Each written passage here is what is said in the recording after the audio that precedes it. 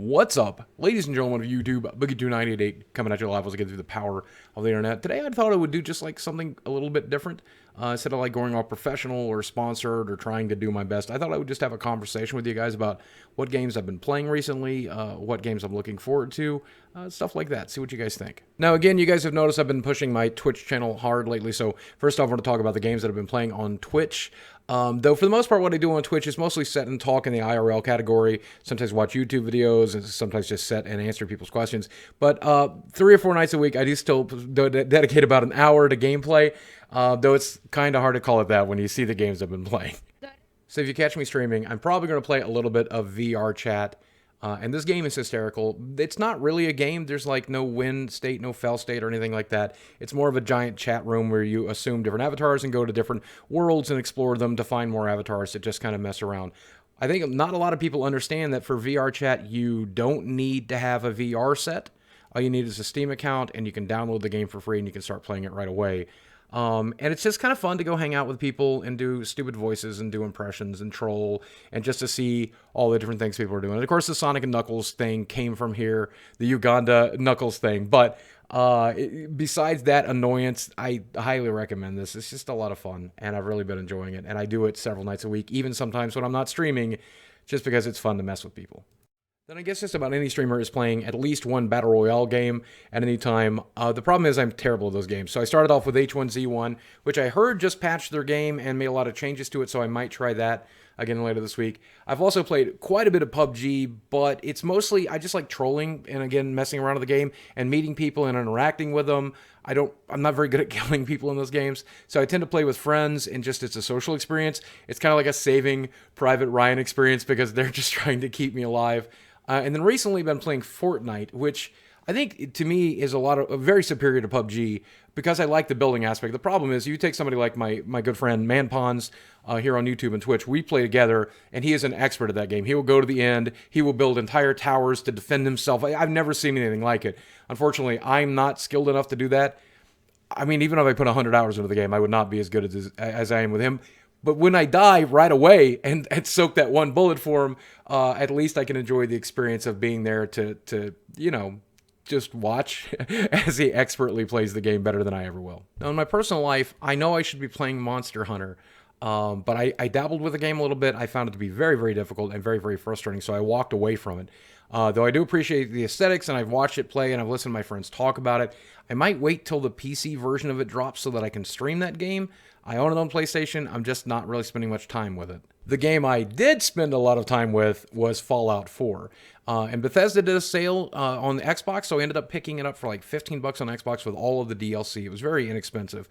And I decided to do an Xbox playthrough. And sometimes my brain just latches onto a game like this, and it just becomes the only thing I want to do. So I was playing it for 2 or 3 hours a day for a little while, just a vanilla playthrough with no mods to get the achievements on my Xbox gamer score. If you want to follow me on Xbox, by the way, I'm UberWolf0. I'm the same thing on PlayStation. I have like a guild or a group or anything like that. I generally don't follow back because I mostly play single-player games on the consoles. But for some reason, I don't know what it is. I did an Institute playthrough. I'd never seen the Institute ending, and it was okay. I still can't get into the DLC for that game.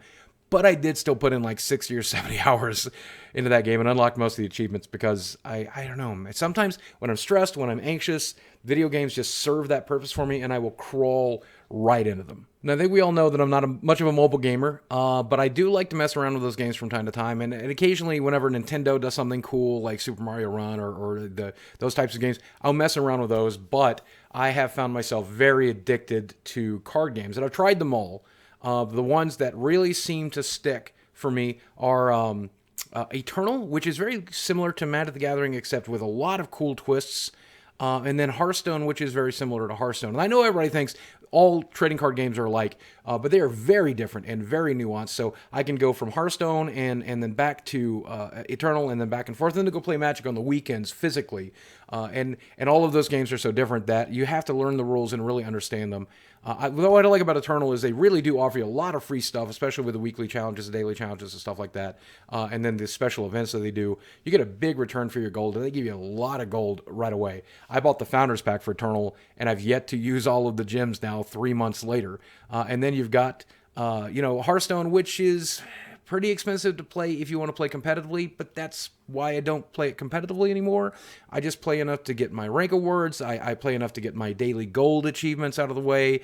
Sometimes I'll go do a dungeon run, which is free. When I get enough gold, sometimes I'll do an arena or something along that lines. I play those games very, very casually, but I do play them just about every day.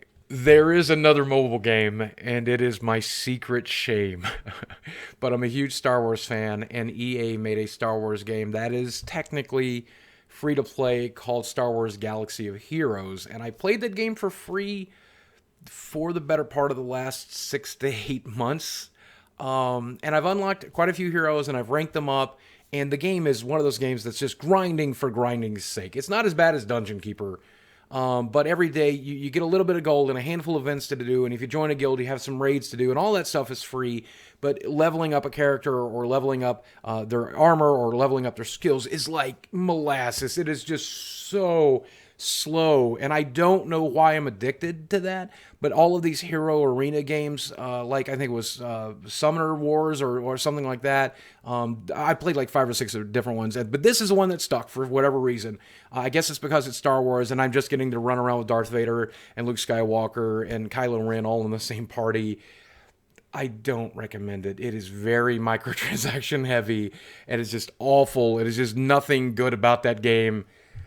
And I can't stop playing it. And I will admit that I've spent about $40 on microtransactions in that game, and I got nothing for it. It was just a complete waste of time. I can't imagine the people who buy the $99 gym pack, because it really does nothing for you. It just takes away gameplay, and there's an unlimited amount of gameplay because it's just so stupidly slow. And here's what I say about that game. It shows that even someone like me who despises microtransactions and hates them, just hates the idea of a game designed around them, even I am susceptible to them, and that's why they're successful. Because even those people like me who despise them and refuse to participate, sometimes participate, and I hate myself for it. Here's another thing that a lot of people don't know about me. If you ever see a picture of me out in the wild, I always pretty much have a 3DS with me or a Nintendo Switch with me, generally in my front pocket, and always my phone, of course. And I use these devices to curb my social anxiety, which has gotten a lot better over the years as I lost weight and met a lot of people through YouTube and stuff, but it's still not perfect. And I'm trying to leave the house almost every day, if not every other day now, and go out into the world and do at least one fun thing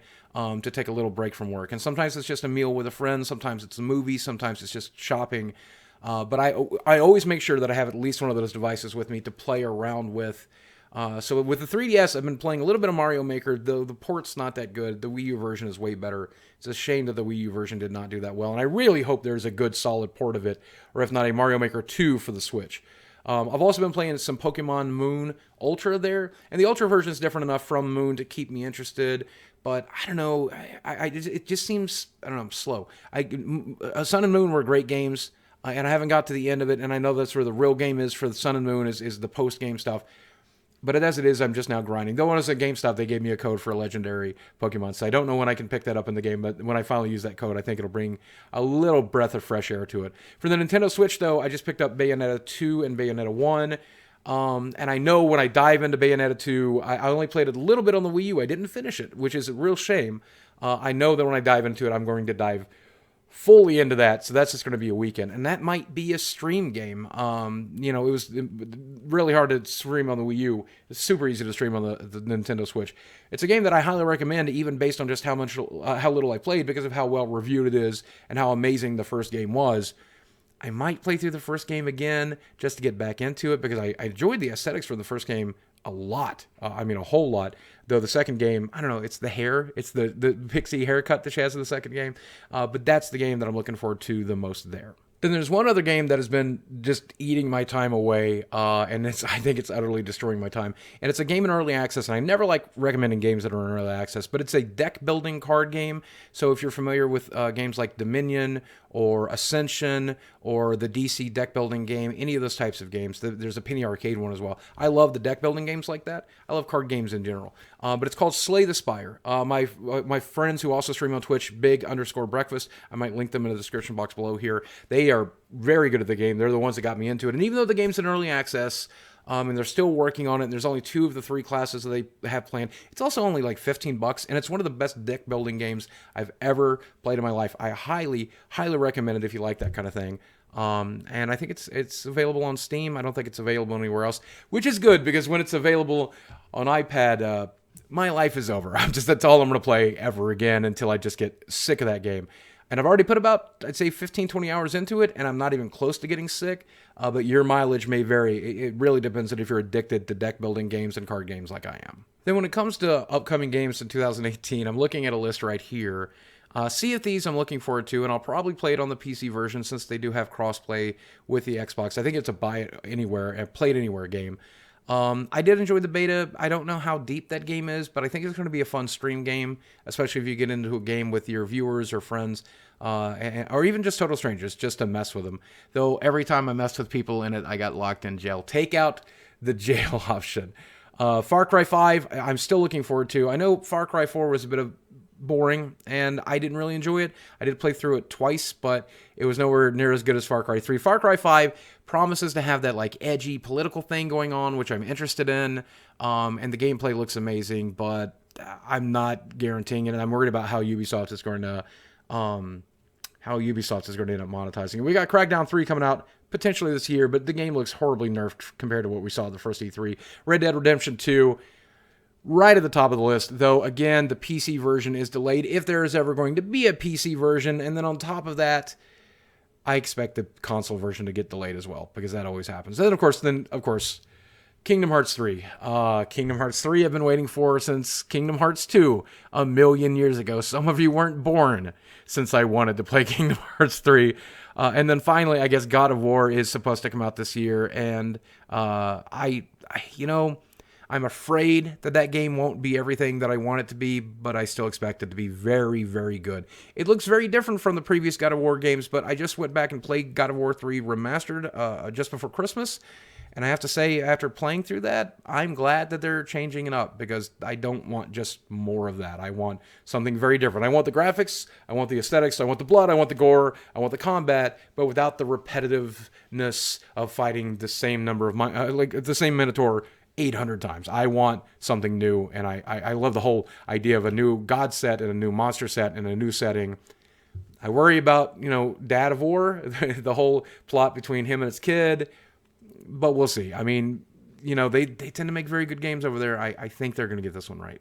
And that's pretty much it. I think I'd like to do an update like this about once a month, so let me know what you think about this idea for a video. Again, I know a lot of people on YouTube these days, it's all about production value. It's all about, ramping it up and lots of editing and everything else. I kind of just like doing this with you, sitting down and talking about games and talking about life and talking about the universe. And I feel like maybe I should even step back on the production value. Not like there's any there, but just to spend time with you guys. That's what I like about my channel. And, where I'll never be, the Logan Pauls or the H3s. I'll never be, a channel that massive, that huge. I'm just glad that I have an audience at all, and I appreciate you guys. So let me know. Give me that feedback in the comments section below. I read them. Guys, as always, thanks for watching. I love you very much. I'll speak with you again soon, and let me know what you're playing. If there's something I need to be excited about, something that I might have missed, let me know. I'll check it out.